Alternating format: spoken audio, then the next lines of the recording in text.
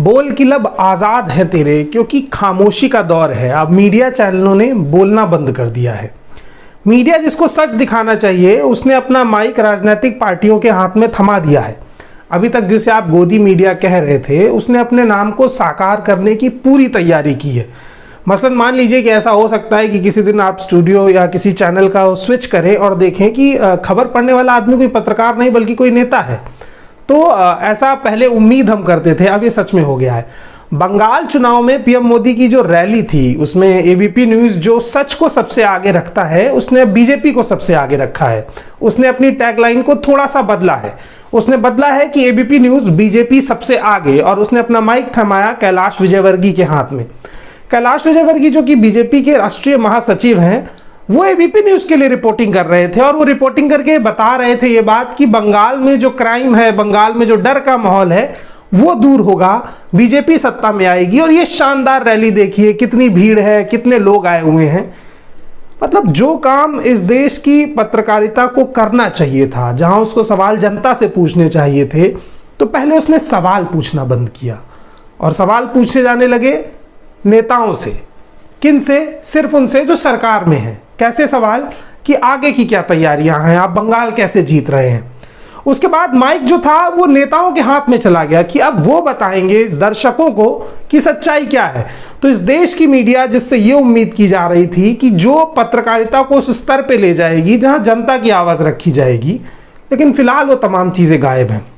Gas के दाम बढ़े, पेट्रोल के दाम बढ़े, बेरोजगारी बढ़ी, करोड़ों ट्वीट किए गए बेरोजगारी को लेकर के, लेकिन एक भी खबर नहीं आई। लेकिन बंगाल इलेक्शन पर पीएम मोदी जहां पहुंच रहे हैं, देश की पत्रकारिता पीछे पीछे पहुंच रही है।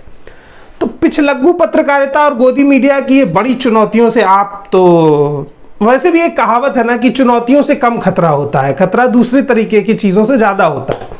अब जब खुद ही रिपोर्टर माइक नेताओं के हाथ में पकड़ा देगा तो आप सच्चाई की गुंजाइश कैसे रख सकते हैं। ये वीडियो देखिए और समझिए कि किस तरीके से देश की पत्रकारिता ने अपने आप को पूरी तरह से बेच दिया है। धूप में भी बैठे हुए कैलाश जी, आपके एबीपी न्यूज के लिए रिपोर्टर बनना पसंद करेंगे कुछ मिनटों के लिए? हाँ, क्यों नहीं। तो आप माइक आपको दे रहा हूँ। एंकर कौन है उधर? उधर कौन है?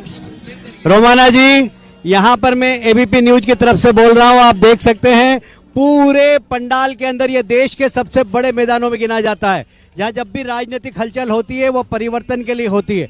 और मैं ये कह सकता हूँ कि यहाँ पर जिस तरीके से जनसैलाब आया है वह अपने आप में एक रिकॉर्ड है। और जो उत्साह है, आप जो उत्साह देख रहे हैं यहाँ पर, ये उत्साह बड़ा जबरदस्त है। ये जो उत्साह है ये परिवर्तन का उत्साह है और ये चारों तरफ दिखाई दे रहा है। मुझे लगता है कि मोदी जी सारे देश में सभा करते हैं, पर आज की सभा का कुछ रंग मुझे अलग दिखाई दे रहा है, जनता का अंदाज भी अलग दिखाई दे रहा है। और हमारे दर्शक भी देख रहे होंगे यहाँ पर एबीपी के कि जो पूरा जनसैलाब आ रहा है, एक रेल की तरह आ रहा है, एक मेले की तरह आ रहा है, एक उत्साह आ रहा है।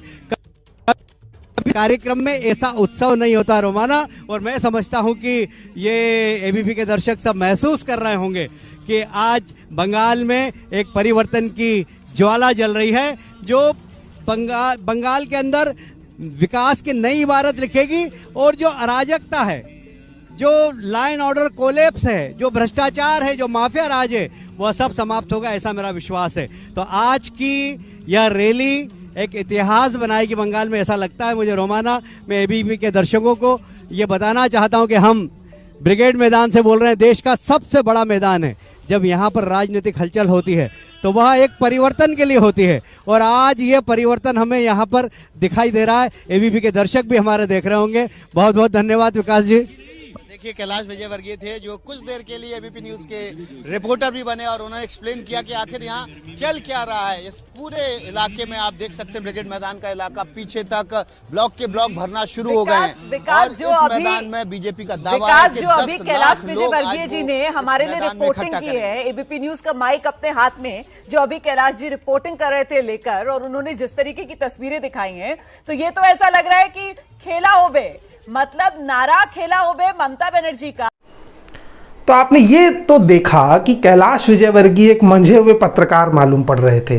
कई बार मुझे ये लग रहा था कि शायद एबीपी न्यूज़ का जो रिपोर्टर है ये सब पहले से चीजें प्लान थी। कैलाश विजयवर्गीय को पता था कि उन्हें पत्रकारिता करनी है, और रोमाना को इससे ज्यादा बेहतर तरीके से पता था कि कैलाश विजयवर्गीय उनके सेट के साथ जुड़ करके पत्रकारिता करेंगे। अच्छा, एक एंकर भी मुस्कुरा रही है, उसके लिए भी एक बड़ा मतलब मासूम सा सवाल है कि कोई नेता पत्रकारिता कर रहे हैं। तो जब एंकर, पत्रकार, टीवी न्यूज चैनल, तमाम लोग पत्रकारिता की धज्जियां उड़ाने पर लगे हों, तो फिर जनता को क्या करना चाहिए? एक वीडियो और आपको दिखाता हूं। यह वीडियो आपको यह बताएगा कि पीएम मोदी की रैली में भीड़ की क्या स्थिति थी। ये वीडियो देखिए।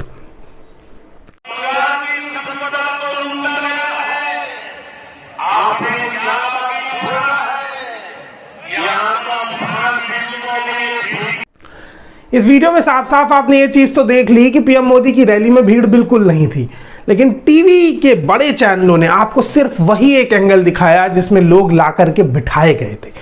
मसला ये नहीं है कि बंगाल चुनाव कौन जीतने वाला है, मसला ये भी नहीं है कि बीजेपी के मुद्दे ज़्यादा बेहतर हैं या टीएमसी के मुद्दे ज़्यादा बेहतर हैं, मसला ये भी नहीं है कि पीएम मोदी अच्छे इंसान है या ममता बनर्जी अच्छी इंसान है। मसला ये है कि पत्रकारिता का काम सच दिखाना था, दलाली करना नहीं था। अगर पत्रकार माइक पकड़ने में अक्षम है तो उसे अपना रोजगार छोड़ देना चाहिए। अगर एंकर सिर्फ नेताओं के बयान के भरोसे इस देश की पत्रकारिता चला रहे हैं तो उन्हें एंकरिंग करनी छोड़ देनी चाहिए। और अगर टीवी मीडिया चैनल सिर्फ सरकार के टुकड़ों पर पल रहे हैं तो वो अपने नाम के आगे से मीडिया का टैग हटा दें, वो खुद को एक विज्ञापन एजेंसी के तौर पर रखें कि एबीपी न्यूज देश की सबसे बेहतरीन विज्ञापन एजेंसी है जिसने बीजेपी के विज्ञापन का ठेका उठाया, जैसा कि आज तक मान लेता है ये बात। तो तमाम तरीके की चीजों में जो सबसे मूल बात यही है कि जब आप टीवी देखिए तो समझिए कि आपकी आंखों के सामने आपका काटा जा रहा है, और आप यकीन करेंगे कि आप ये चीज अभी भी नहीं समझ पा रहे हैं। जब इस देश के नेता इस देश की टीवी और मीडिया को हथिया लेंगे तो आपकी आवाज कौन उठाएगा? पहले ये चीज आपको बड़ी अच्छी लगती थी क्योंकि प्रवक्ता के तौर पर संबित पात्रा आते थे और एंकर खुद भी बीजेपी प्रवक्ता हो जाते थे, लेकिन अब ये चीज धीरे धीरे आपको चुभने लगेगी। और मीडिया जिससे आप सहयोग की उम्मीद करते थे वो किसी दिन आपको ही धक्का मार के गहरी खाई में गिरा देगा। जब आप पूछेंगे कि मेरे पास रोजगार नहीं है तो मीडिया कहेगा कि इससे हमें क्या समस्या, कैलाश विजयवर्गीय तो रिपोर्टिंग करके बता रहे हैं कि देश के लोगों को रोजगार मिला है। जब आप पूछेंगे कि भुखमरी है तो कहेंगे इससे हमें क्या समस्या। कोई दूसरा नेता माइक पकड़ के आ जाएगा कि देश में खाना बहुत सस्ता मिल रहा है। तो आपके सवाल तो होंगे लेकिन जवाब देने वाला नेता ही होगा और वो बताएगा कि देश में सब कुछ ठीक चल रहा है। मतलब समस्या आपकी, समाधान आपको नहीं मिलेगा और कोई और आपके सवालों के जवाब देकर चला जाएगा। तो इस दौर से बचने के लिए ऐसे चैनल मत देखिए जो खुली दलाली करते हैं, ऐसे चैनल देखिए जो कम से कम दलाली से तो दूर रहते हैं। मैं उम्मीद करता हूं कि किसी दिन एनडीटीवी भी अपना माइक राहुल गांधी के हाथ में थमाएगा और इस दिन की उम्मीद में आप भी टीवी सेट को जरूर देखिए। लेकिन तब तक के लिए बोलतंत्र को सब्सक्राइब कीजिए, क्योंकि हम अपना माइक किसी नेता के हाथ में नहीं थमाएंगे, हम आपको वही बताएंगे जो हम सोचते समझते हैं।